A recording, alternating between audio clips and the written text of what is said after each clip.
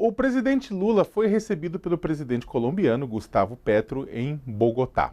Lula visita a Colômbia com uma comitiva de 9 ministros. A Colômbia é a terceira maior economia da América do Sul e tem mais de 1.600 quilômetros de fronteira com o Brasil. Na agenda bilateral dos dois países estão assuntos como comércio, proteção da Amazônia e de povos indígenas. Para falar sobre a visita de Lula, eu convido o professor Guilherme Casarões, professor da Fundação Getúlio Vargas e da Universidade Brown, né, para se juntar a Isabela e a Cris. Guilherme, seja bem-vindo, obrigado por estar aqui no UOL News, segunda edição. Sakamoto, obrigado pelo convite, é um prazer sempre estar aqui com vocês. Cris, Isabela, também bom estar aqui dividindo esse espaço com vocês. Guilherme, já acho que o ponto, falando já do elefante na sala, que não está nesse encontro, mas que certamente é uma figura central nesse encontro do Petro e do Lula, que é Nicolás Maduro, né?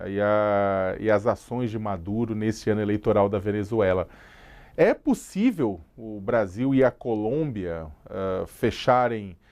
decidirem ações para tentar, digamos, limitar o histrionismo de Maduro ou tentar fazer com que uma pressão democrática para que a Venezuela, o governo dele, realize eleições democráticas esse ano, ou na verdade não há muito o que ser feito?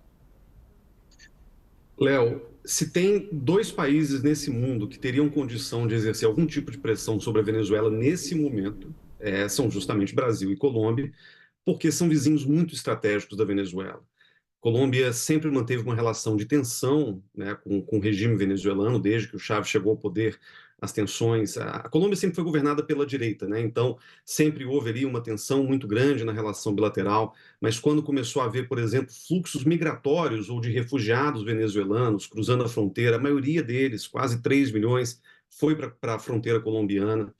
O Brasil também é um vizinho muito importante pelas questões ligadas à exploração de petróleo, pela Amazônia, por toda a troca bilateral de pessoas, de bens que existe também entre os dois países. Então, a gente está falando de dois países que estão muito bem localizados nesse momento, até porque são governados por presidentes de esquerda que têm interlocução com Maduro para fazer alguma coisa. O problema é que parece que tanto Lula quanto Petro contavam com uma boa vontade do regime de Maduro que nunca veio. O Maduro, desde que anunciou a realização de eleições nacionais, ele baniu candidatos, baniu candidaturas, como a da Maria Corina Machado, que foi visto com muita preocupação pela comunidade internacional, e eu não estou falando só de Ocidente, eu estou falando de Brasil, de Colômbia, de vizinhos venezuelanos. A gente teve, logo na sequência, uma declaração virtual de guerra à Guiana, antiga colônia inglesa, por causa também de exploração de petróleo. A Venezuela declarou a anexação de um pedaço disputado territorial, que é a região de Essequibo. Então, tudo indica que o Maduro não vai parar pela boa vontade de Lula e Petro.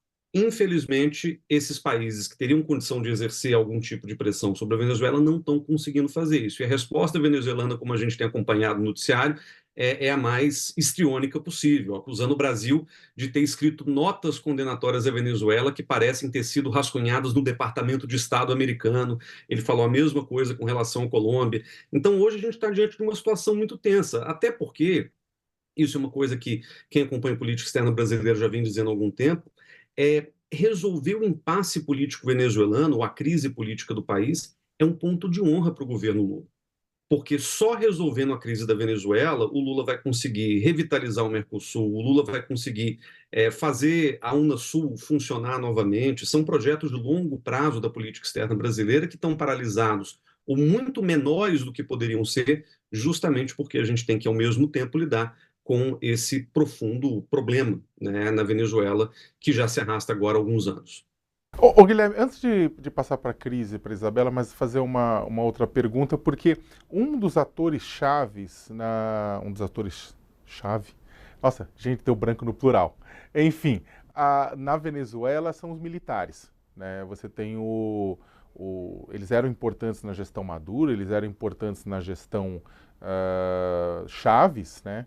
E não se imagina, falando com especialistas, não se imagina uma solução para a Venezuela em que os militares não estivessem, pelo menos, de acordo ou que o espaço que eles conquistaram durante esses anos Chaves Maduro não fosse preservado ou, pelo menos, os direitos os privilégios, alguns privilégios garantidos, né? E aí a gente olha para o Brasil na transição democrática que tivemos décadas atrás e a gente vê uma coisa semelhante também, né? Você vê a gente manteve muitos privilégios e vem mantendo muitos privilégios militares em nome da manutenção da democracia. Como é que você vê isso? Como é que você vê essa força dos militares na Venezuela?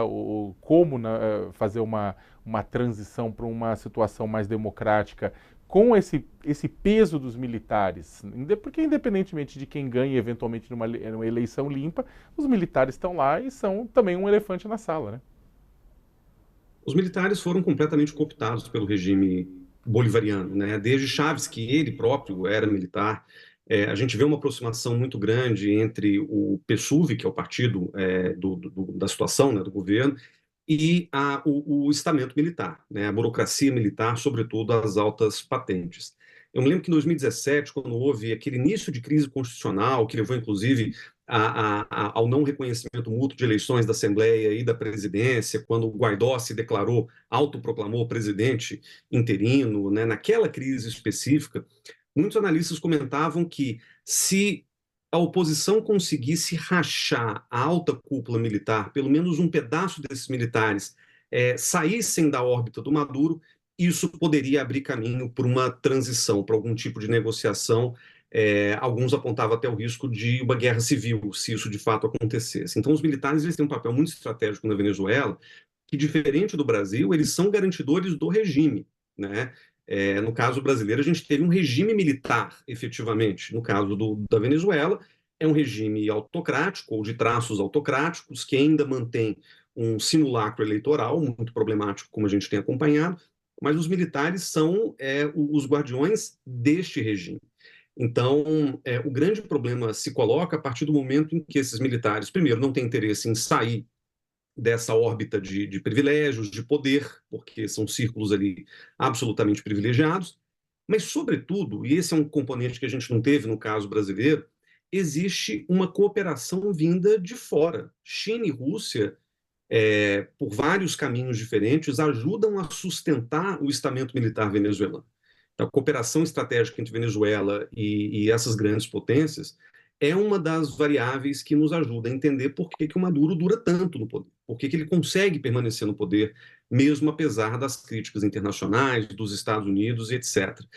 E eu digo isso porque um dos grandes temores que se coloca hoje, caso se aprofunde a crise na Venezuela, e caso, por exemplo, Trump se eleja presidente nos Estados Unidos no final desse ano, e comece a ameaçar diretamente a Venezuela com uma invasão militar, por exemplo, o risco que a gente corre é que isso não só transborde para a região, como é se esperar, e seria terrível para o Brasil, inclusive, que divide uma fronteira muito grande com a Venezuela, mas, sobretudo, de o conflito na Venezuela, induzido pelos Estados Unidos, se tornar aquilo que a gente conhece como guerra por procuração, em que Rússia e China teriam interesses opostos aos Estados Unidos e ambos se colocariam numa rota de conflito com os americanos em território venezuelano. Esse seria o pior dos cenários, né, que a gente, claro, não quer que aconteça, mas é importante antecipar entendendo como funcionam essas redes de financiamento de apoio mútuo que hoje a Venezuela conseguiu construir com China, com Rússia, até mesmo com o Irã.